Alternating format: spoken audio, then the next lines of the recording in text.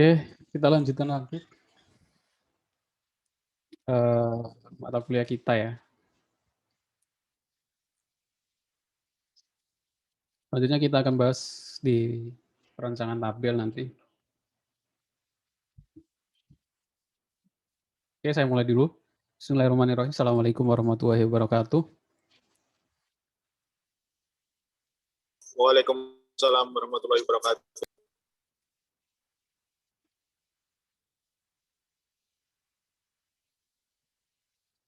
Oke, sebelum saya bahas tentang materi kita di pertemuan kali ini, saya bahas dulu tentang evaluasi tentang tugas pertama ya. Kita bahas evaluasi dan beberapa perbaikan. Biar jadi yang belum mengumpulkan juga tahu apa yang harus dikerjakan. Untuk yang belum mengerjakan silakan dikerjakan, yaitu tugas tahap 1 yaitu membuat normalisasi data.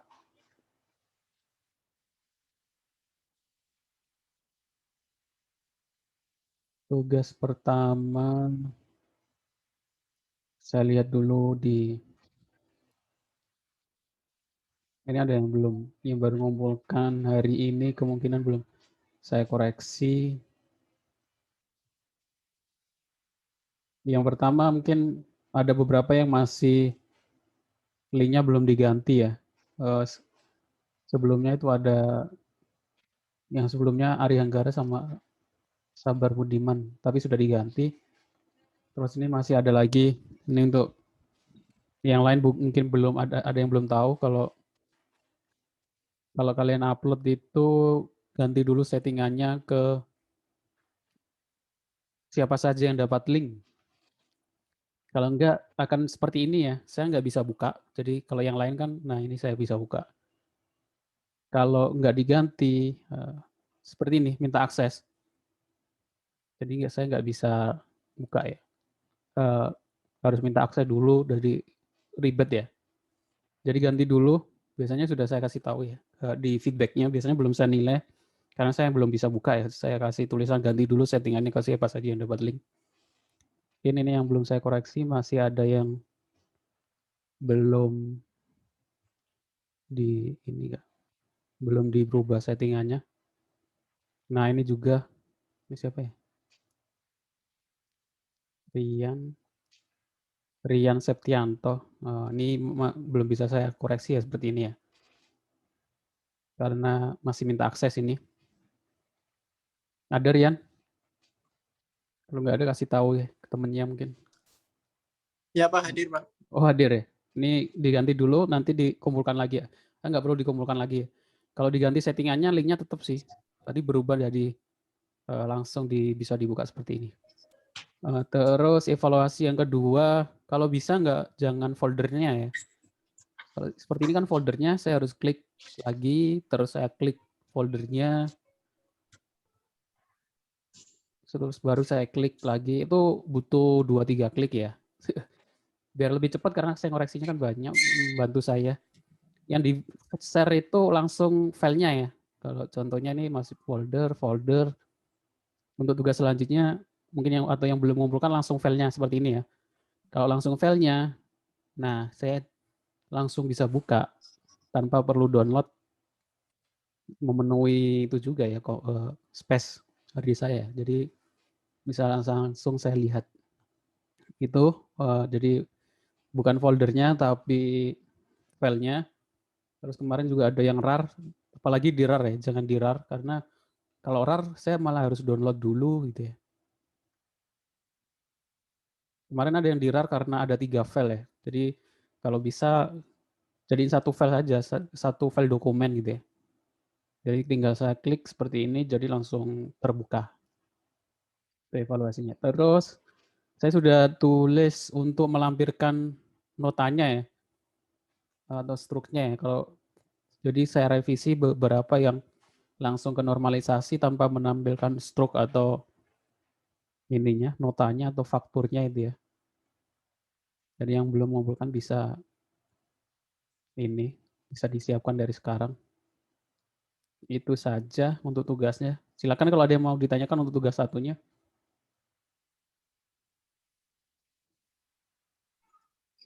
Saya mau nanya Pak. Ya, silakan. Pak, tadi saya kan dapat feedback-nya itu masalah tanggal, penjelasan tanggalnya ya Pak ya. Bisa dikasih tahu nggak Pak maksudnya itu gimana Pak?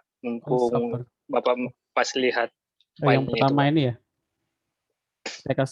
Kita bahas aja tugas yang ngumpulin pertama ini dapat privilege, kita bahas sama bagaimana implementasinya di IRD ya. Untuk tugas kedua ya.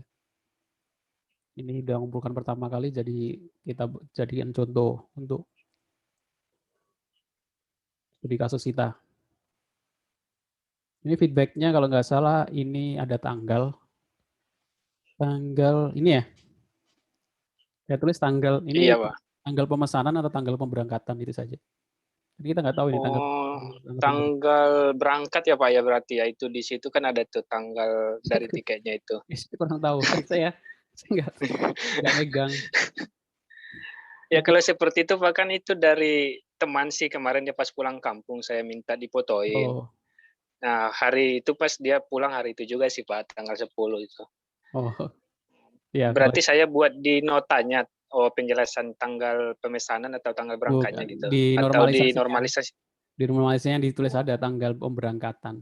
Karena kan gitu ya, harusnya Pak, ya? Di sistem juga, kalau ini masih manual ya, jadi harus banyak pekerjaan untuk kalau merubah ke sistem. Harusnya ada tapi tanggal. Secara normalisasinya Pak udah termasuk bisa nggak itu Pak, atau memang masih banyak yang acak? Ya, kita bahas ya. Di sini ada tiket penumpang dan ekonomi. Seharusnya ini saya kelewat ini. Tiket penumpang non ekonomi ini termasuk data ya. Karena pasti ini ada yang kelas lain di. Iya benar-benar Pak. Di tiket yang lain mungkin ada yang non ekonomi, berarti tidak ekonomi, berarti patas ya. Kenapa nggak ditulis patas itu ya? Ya saya nggak tahu, tiket kan studi kasusnya beda-beda. Mungkin cari tahu informasi. Ini berarti tipe tiket deh. Tipe tiketnya itu apa saja? Dan non ekonomi, patas AC, AC plus toilet atau dan lain-lain nih. Saya kurang tahu juga, kalian bisa cari referensi di Google ya. Yang penting berarti itu sebagai entitasnya gitu Pak, atributnya apa gitu ya. Iya. Tambahkan di sini tabel tipe tiket non ekonomi gitu ya. Benar. Pak, saya mau tanya, kalau saya kan ambil premier key-nya dari nomor bus, kursi, sama tanggal tuh yang saya ini tuh kira-kira masuk nggak sih Pak? Kalau kita langsung saya bahas di normalisasi ketiga ya, data NF. Iya. Di sini berarti di sini ada tabel kursi. Tabel kursi sebenarnya ini nama ini artinya penumpang ya. Nah, ini bisa jadi dua tabel ini. Ini ada tabel kursi sendiri, nanti ada tabel kursi, ID kursi, nomor kursi, terus tabel penumpang nanti isinya adalah ID penumpang, nama penumpang, alamat penumpang ya. Ini masuk ke sini ya. Nama, alamat ini nanti jadi terbuat tabel baru, yaitu tabel penumpang, nama penumpang, alamat penumpang. Oke, Pak. Tabel base ini pasti ada sendiri, mungkin ID base, nomor base, nomor plat, dan lain-lain. Berarti saya boleh ngambil atribut meskipun tidak ada di lampiran tiket itu ya Pak ya? Boleh, untuk biar lebih jelas. Makanya kemarin saya bingungnya gitu Pak, saya mau ngambil atribut, tapi tidak ada di tiketnya gitu loh. Iya, nggak apa-apa. Karena contohnya ini masih manual ya. Kalau contohnya itu sebuah tiket yang sudah komputer mungkin sudah jelas, maksudnya entitasnya mungkin hampir sudah tersebut semua gitu. Iya Pak, benar Pak. Kan kemarin kan saya lihat contohnya kan semua udah pakai sistemnya Pak. Cuman kan saya kan pengen buat yang benar-benar dia belum ada sistemnya gitu loh Pak. Iya. Ada sih sebenarnya PO Harindo punya sistem sudah bisa online tapi pakai pihak ketiga ya, Redbis ya. Kayak ini ya, broker ya Pak ya. Iya, Redbis kan jadi ini semua enggak semuanya, sebagian sudah terdaftar di Redbis sih. Jadi bisa milih base apa saja. Tapi nanti hampir mirip, nanti ada ID base, nomor base, tujuan, waktu pemberangkatan. Ini saya kira untuk normalisasi nanti di pembuatan IRD Ada beberapa. Ini nomor transaksi nggak ada ya. Harusnya ada tabel transaksi. Karena ini masih manual karena nggak ada. Harusnya buat nanti tabel transaksi. Nah di tabel transaksi itu isinya otomatis di transaksi sama total dan kembalian. Total harga dan kembalian. Nanti berhubungan dengan ya hampir mirip sama IR diagram toko online ya. Ada pembeli itu pemesan, pemesan tiket itu beli barangnya gitu ya. Jadi nanti ada Oh iya Pak. udah Berarti tergambar. intinya kalau dari manual itu berarti banyak yang harus ditambah ya Pak ya. Iya iya Bukan mengikuti di API urus seperti itu saya normalisasi begitu saja, iya bukan seperti itu berarti ya iya Pak ya. bukan seperti itu ya. Harus Oke banyak ada siap Pak. yang oke. Ada lagi mau ditanyakan untuk tugasnya? Kalau nggak ada saya lanjutkan di PowerPoint saya pembuatan tabel. Kalau untuk pembuatan tabel di MySQL sudah pernah nyoba semua ya?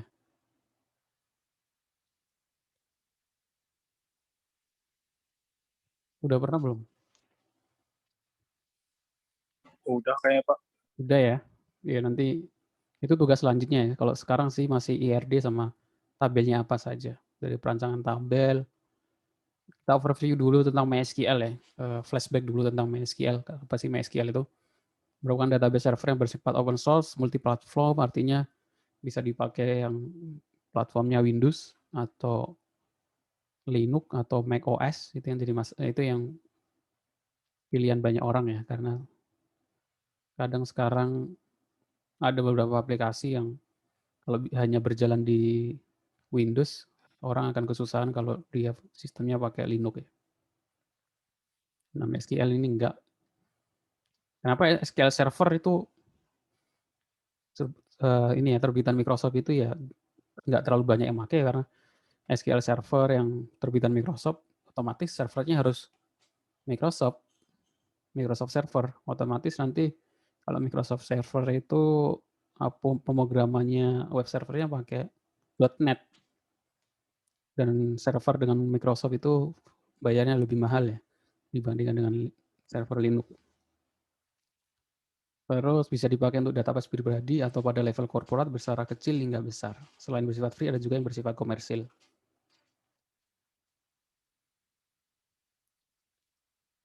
Permintaan berupa pernyataan seperti select bintang from bintang. Jadi ini contoh overview dengan MySQL, ada server, klien bisa mengakses data dari server yang diinstal MySQL, itu hasil dari permintaan.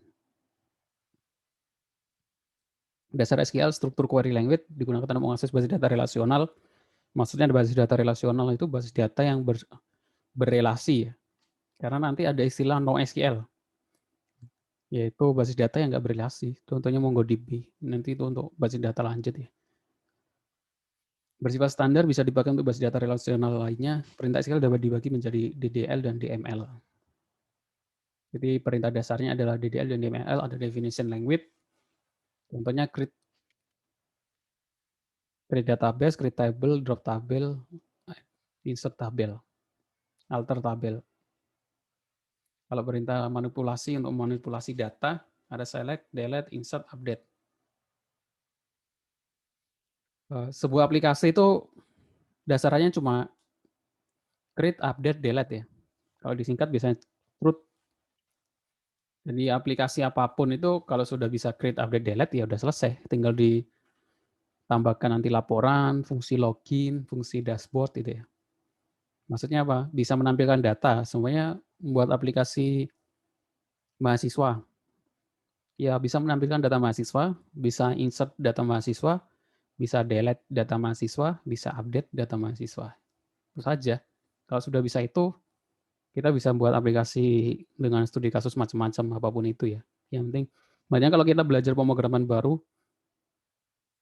kalau saya belajar pemrograman baru, sebenarnya saya pengen biasanya standarnya dulu PHP ya, pemrograman web. Kalau sekarang berkembang ada menggunakan JavaScript, ya saya belajarnya langsung ke contoh gimana buat create update delete JavaScript dengan MySQL ya. Pertama harus bagaimana sintak koneksi ke MySQL, bagaimana untuk menampilkan data, mendelete data, menghapus data, mendelete data, menginsert data, mengupdate data. Kalau sudah itu bisa ya udah langsung kita buat sistemnya gitu. Ini kalau kalian contoh di YouTube atau di tutorial biasanya bisa contoh pembuatan create update delete PHP MySQL, Node.js MySQL, Laravel dan lain-lain sebagainya.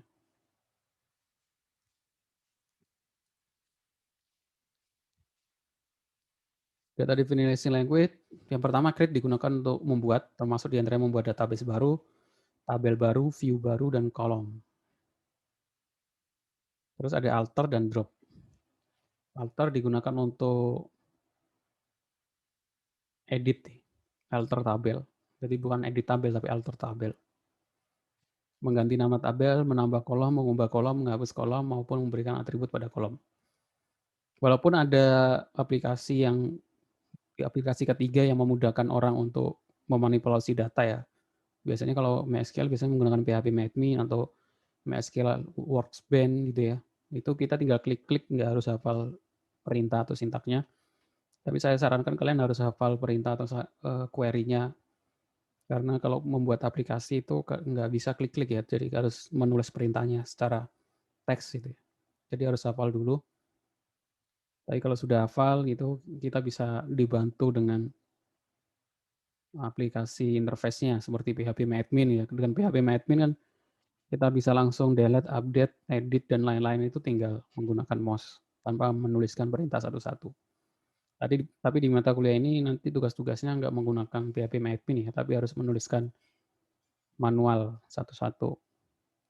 Bagaimana cara edit, query delete, query update, untuk query join, dan pembuatan view dan lain-lain. Terus ada drop, perintah ini digunakan untuk menghapus database dari tabel, menghapus database dan tabel. Selanjutnya ada data manipulasi language. Insert untuk menambah data ya, jadi insert into tabel. Select itu untuk menampilkan data. Sebenarnya phpMyAdmin bisa digunakan untuk belajar menampilkan, mendelete. Karena setelah kita klik-klik, dia akan ngasih perintahnya ya. Saya kasih contoh, jadi kalau kalian mungkin lupa, edit tabel itu bagaimana sih? Kalian bisa menggunakan phpMyAdmin sebagai sarana belajar. Saya jalankan dulu sum-nya.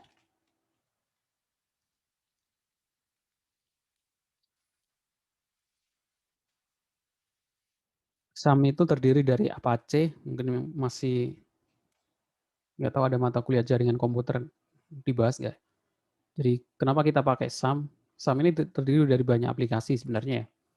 Tapi yang utama itu adalah Apache, MySQL, sama PHP. 3 aplikasi itu yang sering kita gunakan. Apa sih perbedaannya? Apache itu tuh web server ya. Jadi web server itu apa? Web server itu untuk menjadikan komputer kita menjadi server gitu ya. Kalau kita nggak install Apache, kita nggak bisa membuka aplikasi file dengan pemrograman PHP ya. Kita nggak bisa buka. Localhost itu nggak muncul apa-apa ya, karena belum aktif Apache-nya.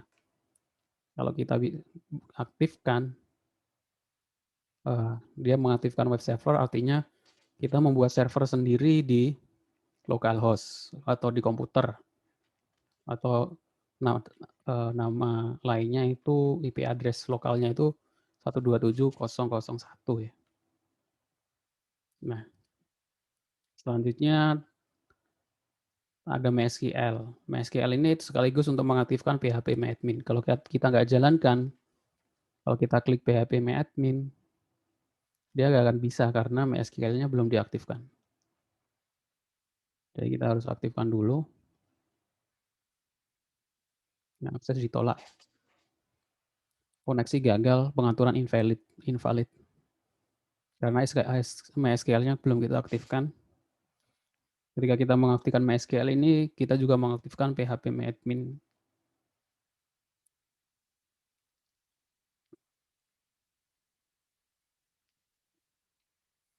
Nah, untuk belajar query DCL, DML, kita bisa pakai phadmin. Caranya bagaimana? Semuanya saya klik tabel. Ini ada tabel sawit. Ini ada tabel sawit, ada tabel petani, sawit, transaksi. Gitu. Perintah edit itu bagaimana sih? Kita edit saja, ubah. Contoh 1, 2, 3. Kirim. Nah, ini perintah update-nya. Ini jadi dia php-admin mengkonversi apa yang kita lakukan, kita klik menjadi sebuah perintah. Nah, ini akhirnya muncul perintah update. Update petani, set nama petani sama dengan contoh 1, 2, 3. Ini nama petani yang baru, where petani, titik, id petani, atau bisa juga langsung where nama tabelnya, id petani, nama filenya. Kalau ini ditulis nama tabelnya dulu, petani, baru nama filenya, sama dengan 13.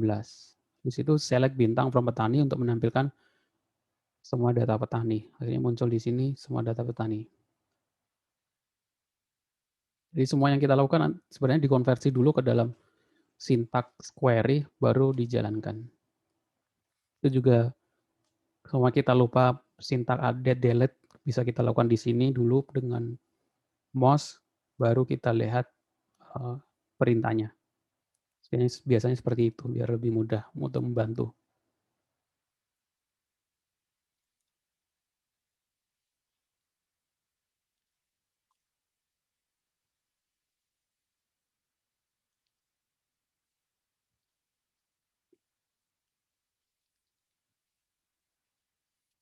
Ada data control language, istilahnya, yaitu, tapi ini jarang dipakai. Data control itu untuk hak akses ya, memberikan hak akses sebuah user itu bisa apa saja dengan menggunakan perintah grant. Perintah ini digunakan untuk memberikan hak izin akses oleh administrator.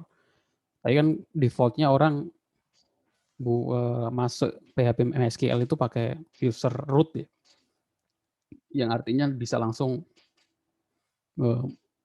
melakukan apa saja. Tapi kalau kita membuat user baru, terus kita batasi user itu, kalau dalam dunia real, dunia industri biasanya dibatasi ya user ini bisa apa saja gitu ya, biar nggak punya bisa delete mungkin.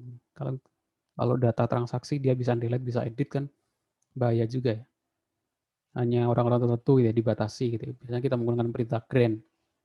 Akses untuk berupa membuat create, mengambil, menghapus atau update. Itu bisa dilakukan dari sisi MySQL dan juga bisa dilakukan dari sisi aplikasi. Kalau kita nggak mengakses MySQL-nya, kita batasi biasanya di aplikasinya. Dia login sebagai admin atau login sebagai user gitu ya. Kalau user nggak bisa delete, hanya bisa view gitu ya. Itu dibatasi dalam sisi aplikasi. Terus revoke itu kebalikan dari grant. Kalau grant itu memberi hak akses, kalau revoke mengambil hak akses yang sudah diberikan. Tapi jarang dipakai untuk data control language. Terus transaction control language itu juga kalau di database Oracle kita harus setiap melakukan transaksi kita commit ya. Artinya kita save. Jadi kalau di dalam MySQL itu hampir semuanya sudah otomatis commit sih. Commit itu menyimpan hasil perintah. Terus ada save point, rollback itu untuk artinya kalau dalam Word itu Ctrl Z gitu ya, rollback.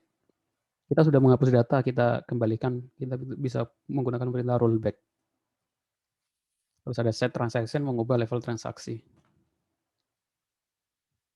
Nah, ini gambaran SQL comment. DDL, DML, DCL, TCL itu nanti kita akan bahas di pertemuan selanjutnya di pembuatan aplikasi dari studi kasus yang telah kalian pilih. Jadi studi kasusnya nanti akan saya belum tambahkan, akan saya tulis ya di boot WhatsApp-nya itu. Jadi nanti ada nama, studi kasusnya apa gitu ya, biar nggak berubah-berubah. Jadi kalau sudah ngambil itu harus diselesaikan nanti sampai UAS dalam bentuk aplikasi tetap seperti itu. Ya kita belajar bareng-bareng nanti. Nah untuk tugas ini, hari ini tugas kedua. Saya langsung bahas tugasnya.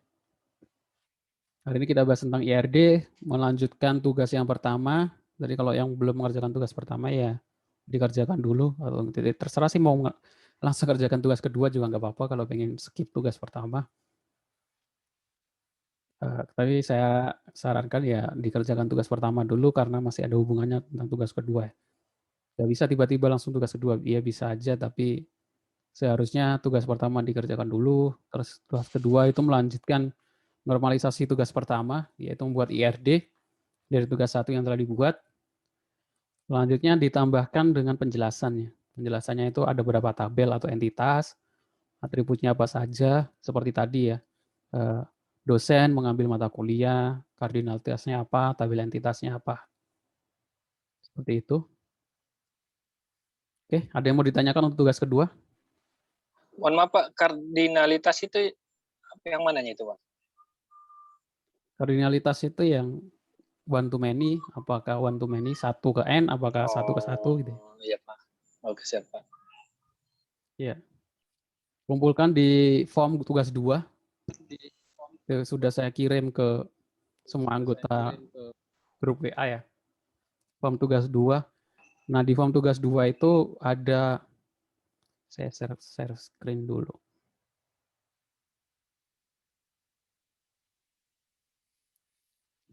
Form tugas kedua itu saya tambahkan, saya minta untuk memasukkan WA untuk informasi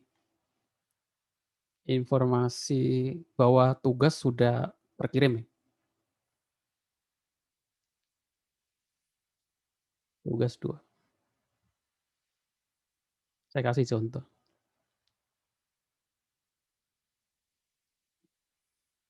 Sebenarnya saya ngirimkan ke nomor saya sendiri ya. NIM saya ngasal, nama, nomor WhatsApp, nomor saya. Kenapa ada nomor WhatsApp di sini? Ini nanti setelah kalian ngirimkan tugas, nanti ada pemberitahuan ke pengirim tugas bahwa tugas sudah diterima gitu ya, biar nggak double-double sampai berkali-kali seperti ini. Kecuali kalau ada link yang salah ya. Terus juga ada pemberitahuan ke saya bahwa ada orang yang mengumpulkan, ada info baru bahwa ada yang baru mengumpulkan tugas. Nanti ada informasi WA ke saya, agak prosesi biasanya. Nah ini, info baru. Nah ini kelas ini baru saja mengirim tugas. Nah ini untuk yang informasi ke user ya, ke mahasiswa. Hai, nama, name, tugas IRD sudah terkirim. Linknya ini, terima kasih. Ini info untuk saya. Nama, name, baru saja mengirim tugas 2. Link tugas 2-nya ada di sini. Makanya sengaja saya tambahkan WhatsApp. Seperti itu. Oke, untuk tugas 2 ada yang mau ditanyakan? Udah jelas ya? Belum Pak, saya yang pertama Pak maksudnya gimana Pak? Yang pertama maksudnya gimana? Untuk tugas pertama. Yang tugas, iya, yang nomor 1 tadi. Buatlah IR diagram. Ya itu. Membuat IR diagram langsung saja. Buat IR diagram. Yang versi Chen atau versi Martin nggak apa-apa. Boleh. Tapi melanjutkan dari tugas yang pertama ya. Kalau kalian tugas pertamanya itu tentang perpustakaan ya, IR diagramnya ini perpustakaan. Seperti itu. Berarti harus sesuai sama yang kemarin ya Pak? Iya, harus sesuai. Kan, pokoknya tugasnya ini berhubungan terus ya, sampai selesai itu jadi sebuah aplikasi. Target saya selesai itu jadi sebuah aplikasi. Jadi kalau tadi Sabar tadi minta membuat tiket bis ya, nanti jadi aplikasi tiket bis. Tapi berbasis web ya, pakai PHP untuk standarnya. Karena hampir semua programmer itu belajarnya dimulai dari pemrograman web PHP. Nanti kalian bisa kembangkan lagi di bahasa pemrograman lain atau menggunakan framework lainnya. Itu saja. Pak, Ngerti ya? yang tugas pertama tadi kan katanya mesti mencantumkan notanya yang asli ya? Iya. Berarti harus ada revisi-revisinya gimana Pak kalau belum nyantumin? Ya kalau kan revisiannya kalian sudah ngerjakan gitu kan, udah dapat nilai kan. Revisiannya cantumkan nota yang real. Ya kalian revisi nanti kalian kirimkan, kalau ada nota realnya kalian kirimkan lagi, nanti nilainya berubah, naik 5-10 poin. Tapi kalau nggak ada ya nilainya tetap nilai yang kemarin, yang nggak ada notanya itu. Lewat link yang kemarin kan, Pak? Ya, lewat link yang kemarin. Nanti kan otomatis di form saya, ini kan kalian nanti nambah di bawahnya sini. Nanti kan saya koreksi lagi. Yang putih ini artinya belum saya koreksi ya. Yang oranye ini artinya masih minta hak akses. Yang hijau sama biru itu artinya sudah saya koreksi. Kenapa beda ya untuk saya batasin gitu ya. Hijau nanti bawahnya koreksi, selesai baru bawahnya biru lagi. Biar beda. Yang putih ini artinya belum saya koreksi. Nanti kalau kalian kumpulkan lagi kan saya cek lagi. Jadi saya tiap minggu ngecek tugas pertama ya.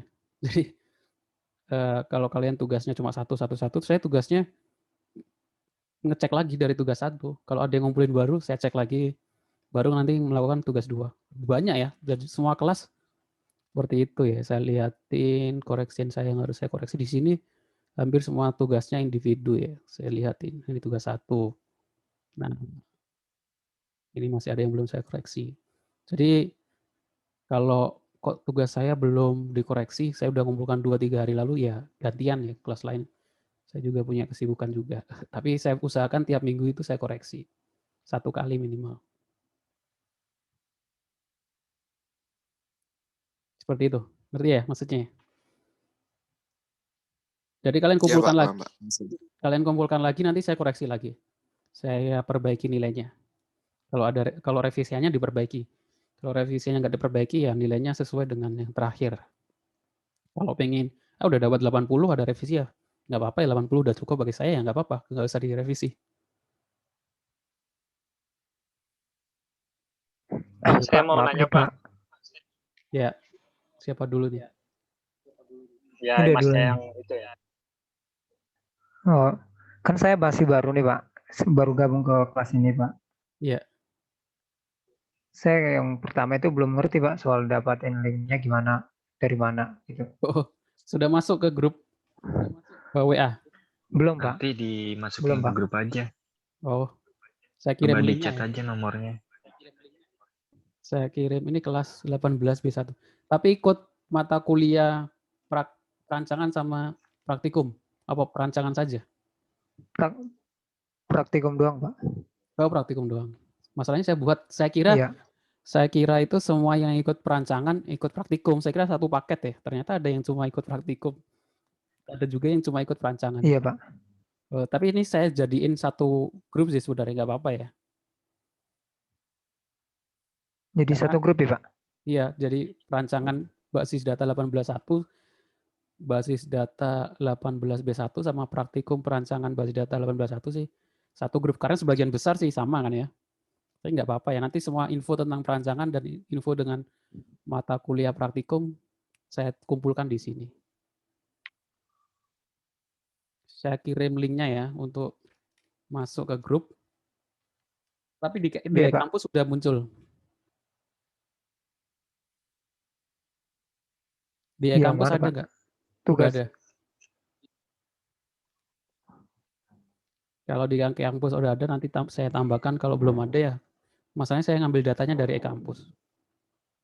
Nanti untuk Mungkin masnya bisa lihat itu loh, Pak, yang rekaman pertemuan iya. pertama biar masnya tahu Iya, tugasnya. untuk biar informasinya nggak ketinggalan, silakan ke website mata kuliah yang saya ajar. Linknya saya kirim ke chat. Iya, Biar Pak. nggak nah, di sini klik semester 6 ya. Ini ada menu perancangan basis data, praktikum perancangan basis data. Diklik, ikuti dulu minggu pertama, rekaman perkuliahan minggu pertama. Ini habis itu tugas satunya dikerjakan. Nanti juga dapat nilai. Nanti akan mengikuti ya informasi apa nggak ketinggalan informasi. Seperti itu. Ya, ada lagi yang mau ditanyakan? Pak, saya mau nanya tapi di luar mata kuliah boleh, Pak? Ya nggak apa-apa. Tentang apa? Ini kan Bapak kan bikin website nih Pak. Ini pakai platform apa dibuat dari nol Pak? Ini pakai WordPress ya. Kalau ada ini ada logo WordPress-nya di atas. Nggak buat dari nol ya. Kalau semisal mau buat dari nol Pak, yang kayak tadi kan Bapak yang share yang back-end developer ya Pak ya? Iya. Itu biasanya kalau buat Bapak pernah buat dari awal itu pakai apa Pak? Apakah Laravel atau apa gitu? Untuk back-end-nya Pak? Back-end itu ada secara umum ada banyak ya. Ada yang pakai Laravel, ada yang pakai C. Code Igniter. Laravel itu framework ya. Framework PHP. Jadi bahasa pemrograman PHP untuk berbasis web itu framework-nya ada Laravel, ada Code Igniter. Kalau nggak pakai framework namanya native ya. Native PHP. Tapi untuk yang pelatihan di back-end itu JavaScript. Nah, sekarang itu PHP sudah mulai ditinggalkan karena lebih lemot dibandingkan JavaScript. Yang baru itu ini orang sudah beralih ke JavaScript. Framework-nya ada, ini adalah Node.js. Saya juga baru belajar JavaScript. Nah, ini ada kecepatannya Go, Golang itu yang baru juga dari Google. Nah, ini Node.js, PHP ini kecepatannya sekian. Request per second. Jadi lebih cepat Node.js. Node.js itu JavaScript. Framework-nya Node.js ada banyak, ada AngularJS, ada Stable.js, Vue.js, dan lain-lain. Sekarang pemrograman semakin berkembang ya. Ini bedanya jurusan IT sama jurusan yang lain ya. Perkembangannya itu bukan tahun atau puluhan tahun ya. Setengah tahun, 2-3 bulan itu udah ada versi terbaru dan lain-lain. Jadi kalau pakai Berarti Java, kalau untuk back-end sama front-end-nya pakai Java semua bisa berarti ya Pak ya? iya. Nah sekarang makanya orang pakai JavaScript karena dia bisa digunakan back-end dan front-end secara langsung. Dulu JavaScript hanya bisa dijalankan di front-end karena dia berjalan di sisi Front-end, klien. Dengan munculnya back-end tahun 2000, baru sih 2014 atau udah, itu akhirnya muncul JavaScript dari sisi server. Nah ini 3 tipe of Berarti developer. Node.js tadi ya Pak ya, berarti basicnya ya? Iya, Kalau untuk mempelajari dari Java ya? iya JavaScript. JavaScript sama Java beda ya? Iya. Bedanya itu ya beda. Ada meme-nya sih. Kalau Java, iya tahu Pak ya. Berarti yang Java tadi berarti apa ya untuk back-end-nya? Enggak, Java itu pemrograman Bahasa Java itu pemrogramannya. pemrograman dashboard apa komputer. Kalau JavaScript itu pemrograman web. Ada meme perbedaan Java. Lupa saya.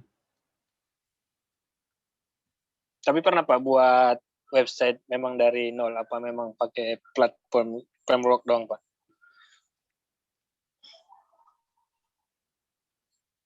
Pernah, kalau buat dari nol ya dulu pakai PHP ya. PHP native. Nah, ini sih meme yang paling ramai dulu. Perbedaan Java dan JavaScript itu apa? Seperti car sama karpet. Walaupun berbeda kata itu sebenarnya jauh, perbedaannya jauh.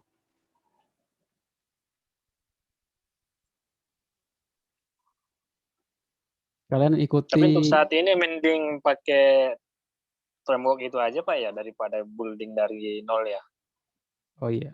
Tapi untuk Cuman kan kadang untuk perusahaan besar kan kalau kayak itu kan Bapak tadi tampilin ada logo WordPress-nya ya. ya, kalau Itu WordPress nggak ini bisa diubah Pak. logo WordPress karena saya login ya. Kalau saya logout ya nggak muncul logo WordPress-nya. Nanti kan semisal saya buat nih untuk perusahaan kalau adminnya masuk berarti logonya ada ya Pak ya? Bisa diganti sebenarnya. Bisa diganti. Oh bisa. Iya. Tapi nggak kedengaran suaranya. Tapi WordPress standar untuk aplikasi yang butuh sebuah website dengan cepat dan mudah dipakai. Karena referensinya Kalau paling untuk perusahaan besar Pak, prospeknya sih pakai yang framework begini. Oh iya, kalau perusahaan besar lebih ke framework yang dipakai. Ya, ada lagi yang mau ditanya tentang tugasnya atau yang lain? Pak, maaf nih Pak, tugasnya pengumpulannya kapan terakhirnya Pak? Saya kan Oh baru iya, Pak. Soalnya sebenarnya itu udah saya bahas di deadline-nya, pertemuan Pak. pertama, yaitu semua tugas terakhirnya sebelum UTS. Semua tugas sebelum UTS terakhir sebelum UTS, semua tugas sebelum UAS terakhir sebelum UAS. Ini Pak, saya lihat yang di pertemuan 1 buat pengumpulannya udah linknya nggak ada lagi Pak. Linknya di sini, di praktikum perancangan basis data, menu ini lihat di websitenya. Terus di sini kan ada pertemuan minggu ke-1, pertemuan minggu ke-2. Kalau kita klik, dia akan ke scroll ke bawah. Nah, ini ada materi rekaman perkuliahan tugas 1. Nah, tugas 1-nya dikumpulkan di sini.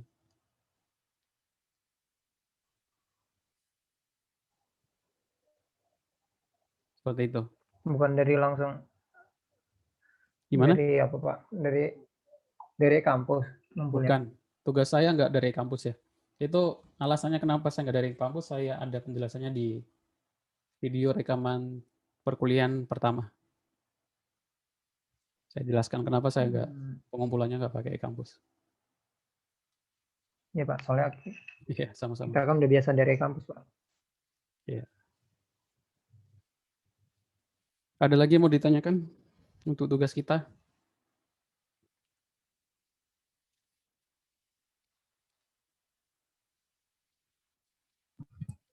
Pak, mau nanya Pak, Ya, soal siap. tugas aja sih. Ya, Kalau yang dari tugas 1 saya sambungin, misalnya kayak kan saya taruh PowerPoint gitu, saya sambungin sama yang tugas 1 boleh Pak, dari tugas 2 itu?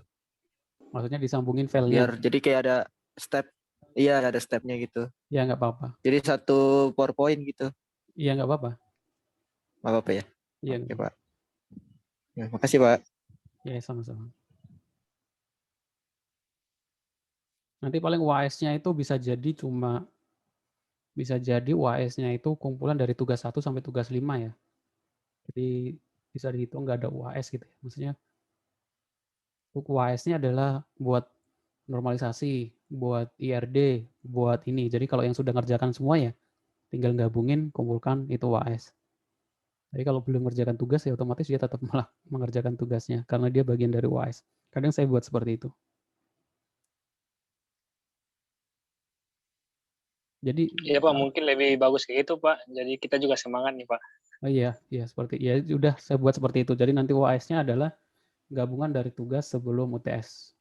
Semuanya ya, maksudnya dari IRD, dari normalisasi IRD. Jadi UAS-nya hitungannya nggak ada UAS ya. Iya Pak, berarti kami kumpuli, rangkum, dikirim ya Pak, gitu ya Pak? Iya, seperti itu. Siap Pak. Oke, ada lagi yang mau ditanyakan? Saya kira cukup.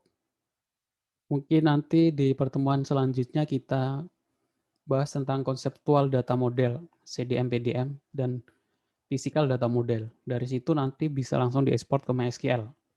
Jadi saya sarankan nanti menginstal dulu Sybase Power Designer. Saya cari dulu linknya ya. Saya juga belum install Sybase Power Designer.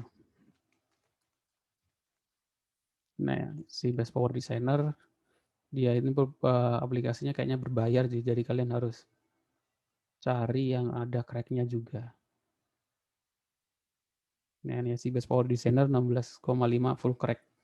Ini nanti kita buat tool untuk yang digunakan untuk pembuatan CDM dan PDM namanya.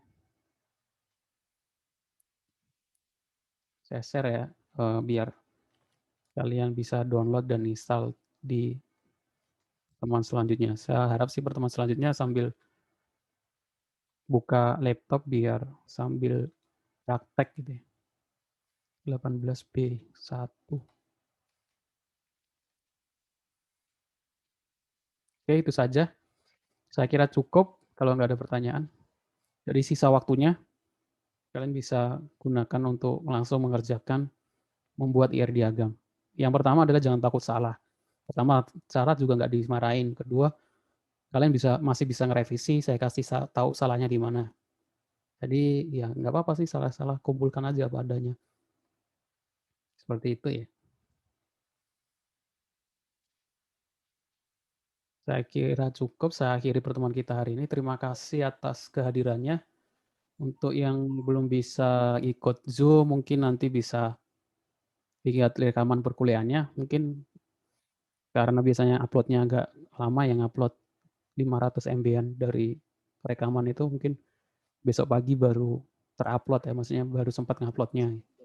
Itu saja. Ya, terima kasih. Saya tutup. Oh iya Pak, Bapak Iya, gimana? buat absennya gimana Pak? Buat sama Bapak Buat absennya. absen untuk saya, diklik tombol online dari e-kampus. Di e-kampus kan ada tombol online. Klik, kalau kalian Ya, sudah klik, bukan buat komentar ya, Pak. enggak komentar. Enggak perlu komentar sih. Klik tombol online itu sudah kehitung absen. Iya Pak. Oke, saya tutup. Terima kasih untuk kehadirannya. Saya akhiri. Assalamualaikum warahmatullahi wabarakatuh.